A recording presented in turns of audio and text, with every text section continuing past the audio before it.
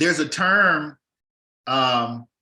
if someone is working in an organization, but they're still working independently. It's slipping my mind right now, but you really still have kind of the autonomy, of an entrepreneur for all intents and purposes. But you have the resources of an organization to go to a company and say, hey, look, I've identified, based on our conversation, based on our relationship, here's some things that could assist you. But instead of me as a, entrepreneur saying that I need to have all of this stuff myself, pay for it myself, bring it to bear, I have this entire suite of resources that can be utilized via the organization, that I work for, but I still work, independently. So you kind of get a little bit of the best of both worlds. Yeah, I do. I thank you for bringing that to my attention, because, we tend to overlook things that we should be grateful for. But yes, this organization has a ton of resources, and there will be times that I don't know what's going on, and I can bring in another subject matter expert to talk to my client, and my client trusts that I'm bringing in the right person, right? Absolutely. That I'm not going to just lollygag and tell you what I think I know. I'm going to bring someone on. And, as you can see, one of the examples of this would be all the states and territories within states are coming up with the best leave programs. It's almost like they're competing. Paid family leave here, there, and everywhere, right? Mm-hmm. I cannot say I'm an expert on that, even though I've come from the life and disability side, but that's been almost, 10 years now. And things have changed a lot since then. Even the state of Maryland, where I am, is coming out with a paid family leave program. I am not going to go in front of my client and say, yeah, this is this, and this. And then 10 questions come out and I'm like, I'm not sure, I'll have to get back to you on that. Right. I'm going to go get the people from my organization that's all they do. That's right.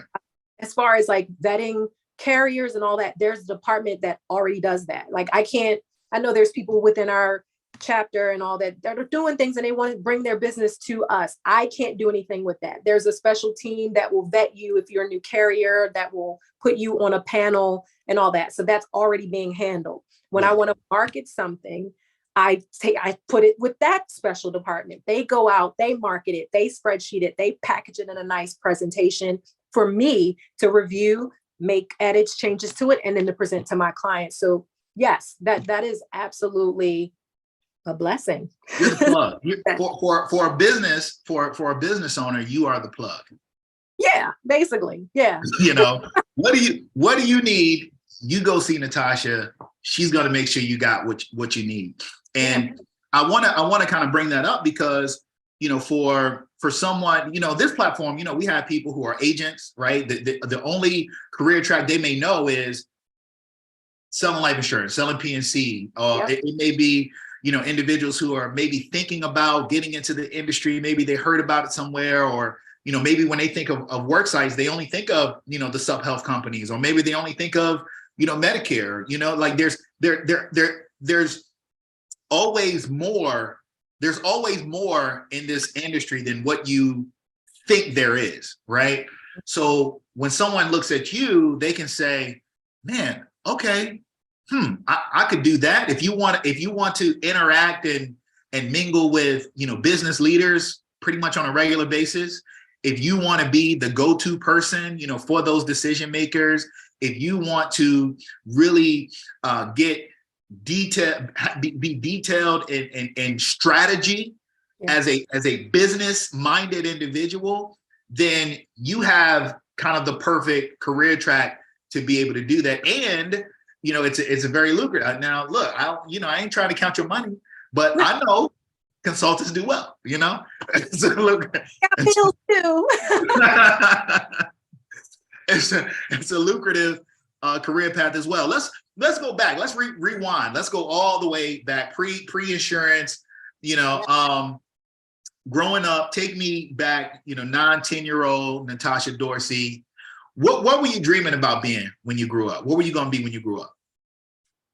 I used to mimic my mom. My mom was a realtor when I was a kid, and she took me to work with her a couple times. And I remember seeing, the notepad, the pen, and she had this big stamp that said paid. And I took some of that stuff home, and I would be in my office stamping paid on everything and writing and talking to my imaginary clients. And I just always wanted to teach. I used to always make pretend I was a teacher as well. And my mom used to say, even as a toddler, I was always precocious, advanced for my age, just wanting to learn and grow and be somebody, when I grew up. So that was me. But obviously, coming up in the 80s, we were told things like, don't go to HBCU, you won't get a good job. Your name is fine because your resume will make it to the door of that organization. Natasha's a Russian name. What else were HBCU so we were prepared for the hardships that we would face being Black, having a Black name, going to a Black school when trying to get a good job. But no one ever taught me how to handle my emotions and responses in situations as such. And I can say I'm still here. Mm-hmm. So somebody was praying for me, some ancestors or something, because there were, with any organization, racial disparities within our organizations, lots of microaggressions. And like I said, I always wanted to learn, always wanted to grow, but it felt like, no, stay in your lane, right? Mm-hmm. I wanted to raise my son in a nice neighborhood and not Baltimore. I mean, Baltimore has some nice neighborhoods, right? You do, yeah. But from the salary that I had at that time, I wanted to do better. I wanted him to go to better schools. I imagined him being able to shoot a basketball in front of the house in the garage, but that was never an opportunity for me to afford it. But other colleagues that didn't look like me had that, including pools in their backyard. So, but that was growing up, and that was, with the shift in COVID and everything, I think things have changed. Our voices are being heard. There's actually survey data about the disparities in the insurance industry. And, it feels good to know that we're being heard. And the organization that I work for now, speeding ahead, but we'll go back again to tell you about how I got licensed. Yeah. They are very supportive. I am able to be my true, authentic self. My team is amazing. They support my initiatives with NAYA. So it's 180. And I want more people to be a part of. They have an apprenticeship program. A lot of agencies are doing that too, where they're paying for students to go to school, not just based on ethnicity. But at my agency, looks like we're doing pretty good with bringing people of color in,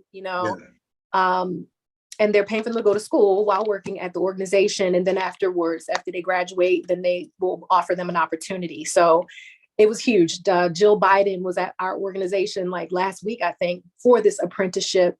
Yeah, major things happening. Another thing, we were in a training at my job 2 weeks ago, and I looked around the room, and in my entire career, there has only ever been maybe one Black male at the organizations that I've worked for, and maybe a handful of Black women. In that room, it was 3 Black men and 7 Black women. It was 25 of us. And I'm like, oh my God, this is amazing. And they're not in administrative roles, right? Some of them were, part of the apprenticeship program, but there were assistant vice presidents, vice presidents, senior vice presidents. This organization is walking the walk and talking the talk, and, helping me to get more so away from that, I'm Black and they treated me different, to now, hey, I want to talk to anybody that's coming out of, HBCU or any college of that fact. We all need to bring up the next generation of individuals, of employees, to carry the torch, and should be diverse, every ethnic group, every, gender, however you identify. This is a great career opportunity or entrepreneurship opportunity if they listen to your podcast. Look, entrepreneurship or corporate growth.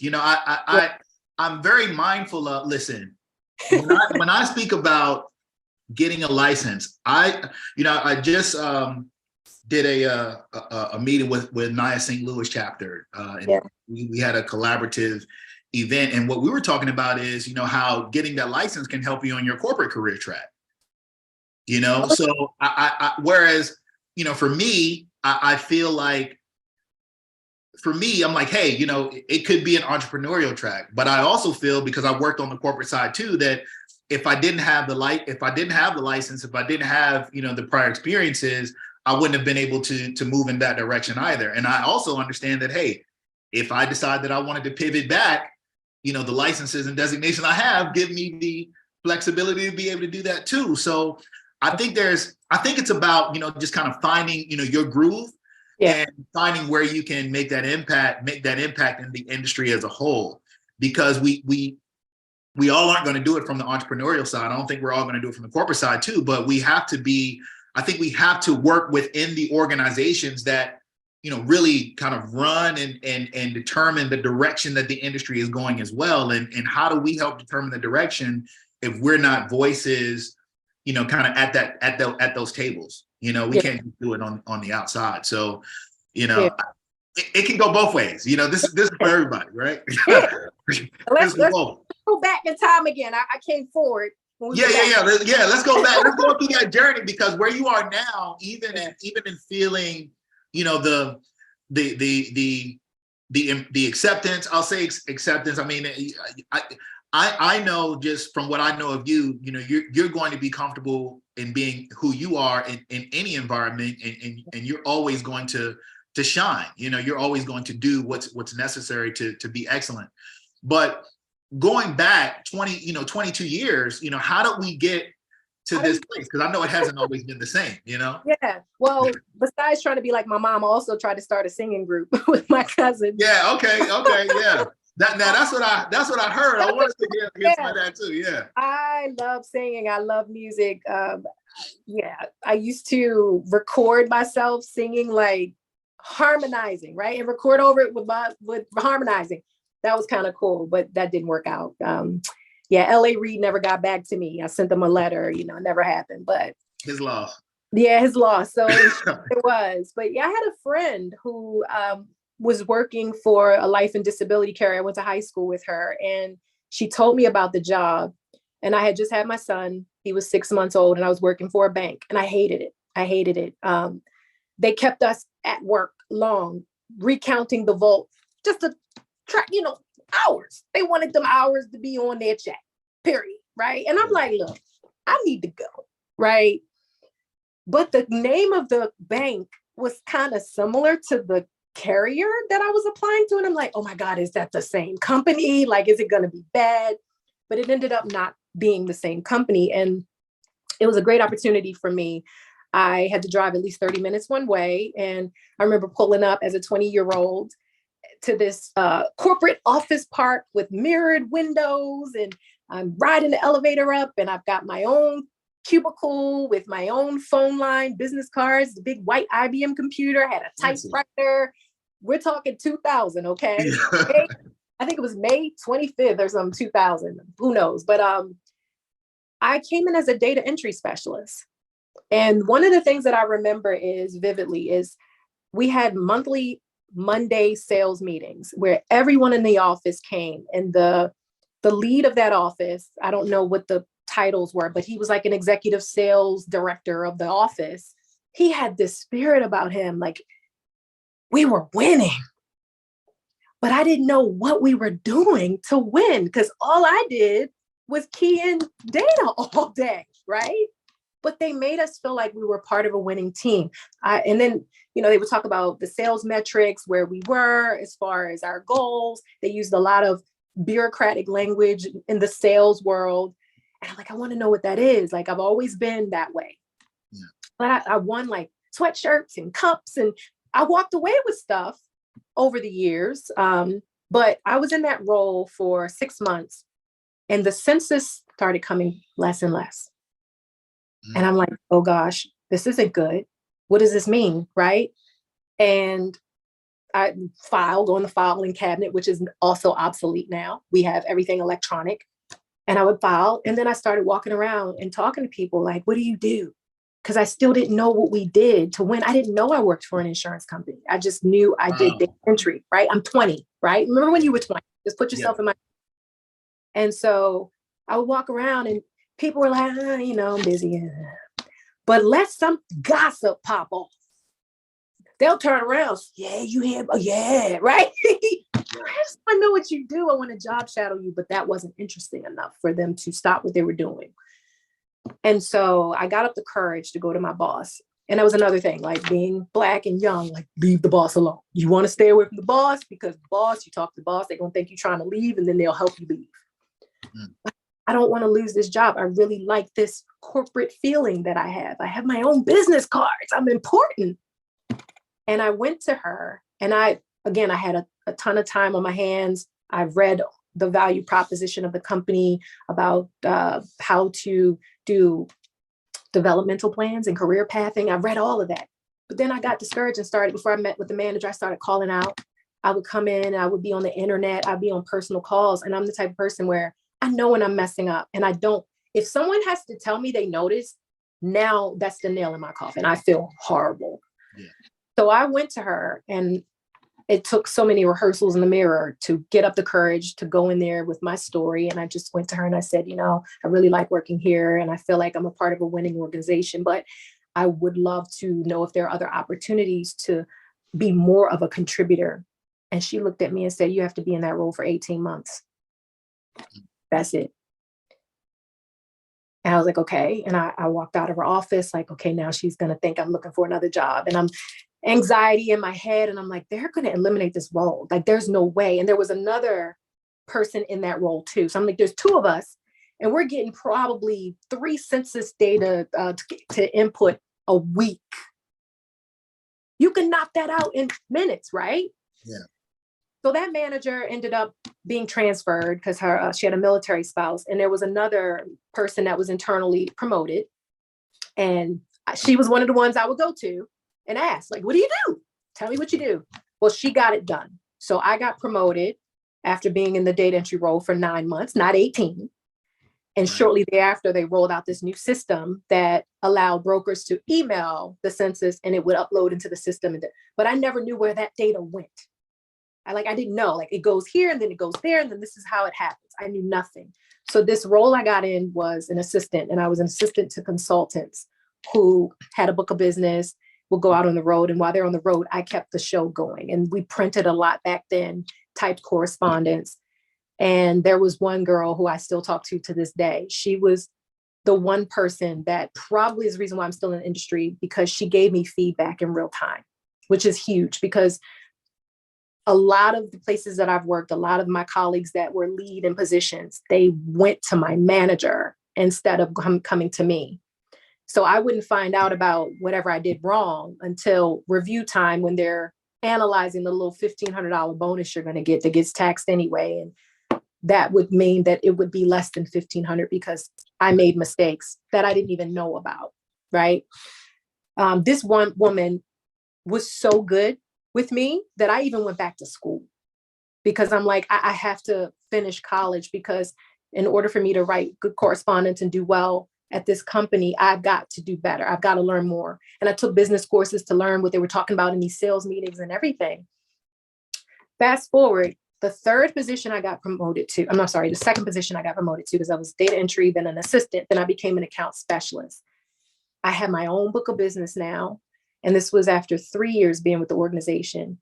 And I felt important. I now could talk directly to clients. I now could go out on the road and meet with them. And I remember there was this older lady that was promoting to a consultant role that I used to be the assistant for. And she was freaking out because she had to take that licensing exam.